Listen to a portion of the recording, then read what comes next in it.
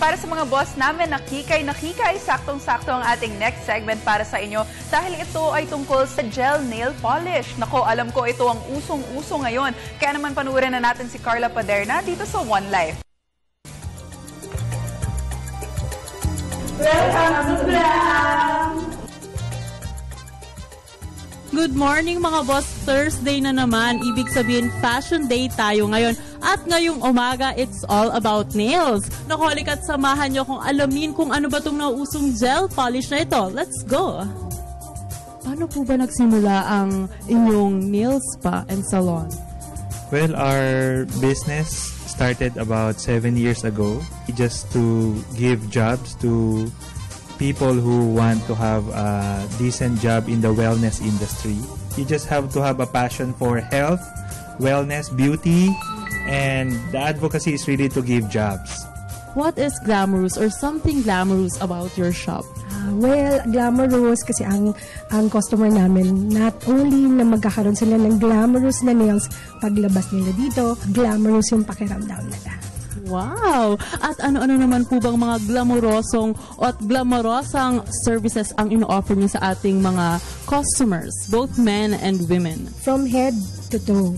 So meaning from facial, from to foot spa, meron kami waxing, threading, and we have an in-house dermatologist and cosmetic surgeon to sa mga problems, skin problems ng mga customers namin. Pero I heard, meron daw kayong yung usong-usong gel polish UV nails. Ang UV gel polish, durable siya. 2 weeks time, very superior shine pa rin siya for 2 weeks. Mabilis matuyo, tapos odorless at hindi nag-chip yung nails mo, yung polish, saka no yellowing ng nail bed. Ayun ang maganda. Diba yun yung wish nating lahat mga girls na isang beses lang tayo magpapa-nail polish at hindi mag-chip off. At ano naman po ba yung difference ng paggamit ng LED sa UV? Mas ano siya, economical kasi LED than the UV. Saka yung exposure sa ultraviolet, mas wala siya halos. Kasi yung ultraviolet, ano siya harmful siya. Although it's synthetic, ultraviolet pa rin siya.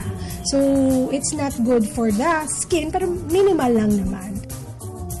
Please come and visit Glam Nails and Skin Spa. We have 8 branches all over the Philippines. O ayan mga boss, tapos na gawin ang aking gel nail polish using LED light. At hindi lang yun, hindi ko na kailangan pumunta sa nail salon every week kasi this can last for 2 weeks. Pwedeng-pwede to sa ating mga busy moms dyan at sa mga busy sa opisina, diba? Naku mga boss, basta fashion, I always have something new sa inyo. At ito po ulit si Carla Paderna for One Life.